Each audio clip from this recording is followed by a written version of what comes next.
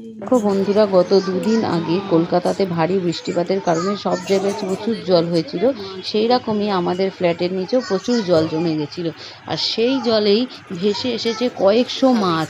যেই মাছগুলো জল চলে যাওয়ার পরেও, মানে নর্দমা দিয়ে জল বেরিয়ে যাওয়ার পরে মাছগুলো আর বেরোতে পারেনি। কারণ হচ্ছে কাদা জলে সব মুখগুলো নর্দমার বন্ধ হয়ে গেছিলো, যার জন্য মাছগুলো আর তারা ভেসে চলে যেতে পারেনি। আর জলের অভাবে মাছগুলো ছটফট করছিল। আমি আর কর্তামশাই আমরা একটু বেরোচ্ছিলাম, বেরোতেই ফ্ল্যাটের নিচে নেমেই দেখি কয়েকশো মাছ চোখের সামনে রীতিমতো ছটফট করছে জলের অভাবে, খাচ্ছে। মানে দৃশ্যটা দেখে আর থাকতে পারলাম না। তাই আমি আর কর্তামশাই দুজনে মিলে তাড়াতাড়ি বাড়ি থেকে একটা বেলচা আর বালতি নিয়ে এসে চলে আসলাম, যাতে মাছগুলো, যতগুলো মাছ বেঁচে আছে, তুলে সামনেই পুকুরের জলে দিয়ে দিতে পারি। তাহলে অন্তত মাছগুলো প্রাণ ফিরে পাবে।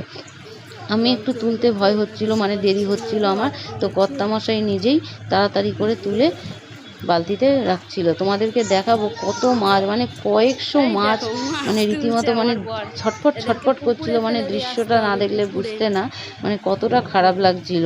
হ্যাঁ, আর এই নোংরা জলে মানে নর্দমাগুলো বন্ধ হয়ে যাওয়ার জন্য ওরাও আর যেতে পারছিল না। অনেকগুলো মাছ মারা গেছে বন্ধুরা, কিন্তু প্রচুর মাছ ছিল মানে যাদেরকে পুকুরে